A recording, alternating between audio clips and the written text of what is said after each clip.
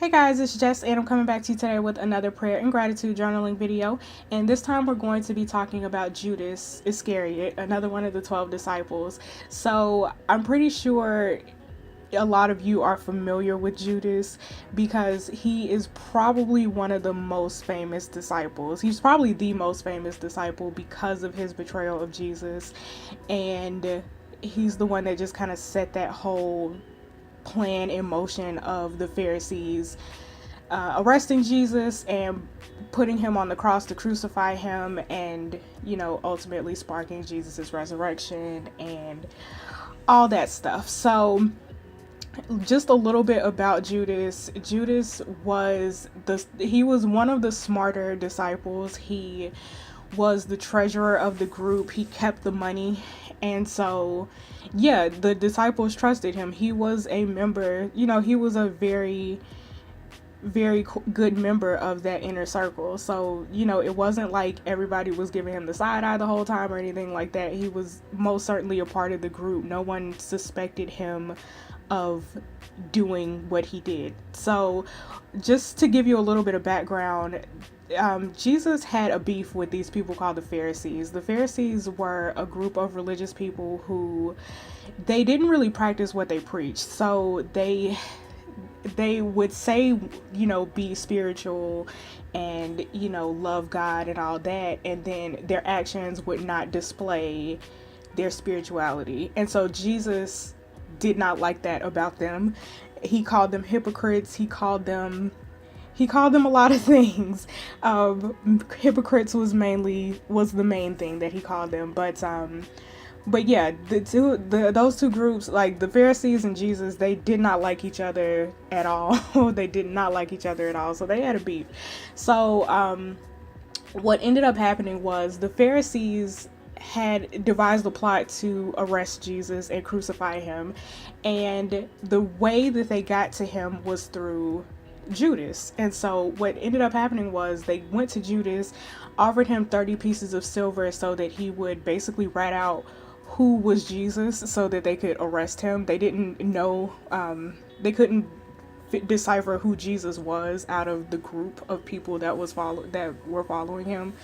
So they basically told Judas, like, hey, point out that Jesus guy and we'll take it from here. So at the Last Supper, which was Passover, after Passover, Jesus went to the Garden of Gethsemane and prayed. And while he was praying, Judas came with a bunch of the chief priests of the Pharisees and basically told them that I'm going to point out Jesus, I'm going to kiss Jesus, and you're going to know, and that's how you're going to figure out who Jesus is. And then once I kiss this guy, that's going to be your signal to arrest that guy. So he walks up to Jesus. So Judas walks up to Jesus, kisses him, and that's where we get the scripture that I just wrote down from Matthew chapter 26, verse 50, where Jesus said to him, "Friend, do what you came to do." That's right after Judas had kissed Jesus. And right after this, the chief priests and the rest of the Pharisees capture Jesus, arrest him, and then crucify him. So what I wanted to gather from this, what I pulled from this particular scripture, and granted, I will warn you guys that every time I read this, I get different like I'll get a different interpretation. So this is subject to change, and it's all about the interpretation that you guys get from reading the Bible. But what I got from this particular interpretation today was that friend part of it. And I looked in a bunch of different translations of the Bible. I'm actually using an English Standard Version translation right now for this particular scripture, but I looked in the New King James Version, I looked in the King James Version, NIV, like I looked in a bunch of different translations of the Bible, and that friend part stayed the same. Jesus called Judas friend during this particular scripture, and that was mind-blowing to me. I feel like that was kind of, to me, that felt like an act of forgiveness of Jesus saying that to Judas. he knew that Judas was going to betray him. He's been saying it. He had been saying it for the longest time to all of his disciples. He knew Judas was going to betray him. He knew he was going to die. He knew that he was going to be resurrected. Like, he knew all of this. So he still showed forgiveness in this particular scripture, and that's mind-blowing to me. It's mind-blowing that you could still call someone your friend after you know what they did and what they did to you and what they were ultimately going to do to you. So what I took from this particular scripture is that if Jesus can forgive the person that betrayed him and the people that actually, they literally killed Jesus, they literally killed him, why can't we forgive someone for the simplest things? Why can't we forgive the people in our lives that like said something sideways to us, or someone that like harmed us in some way or whatever? Like, I just feel like that's the ultimate act of forgiveness, that Jesus could literally call this guy his friend when he knew exactly what was going on. That's mind-blowing to me. That's the application that I took away from this particular scripture.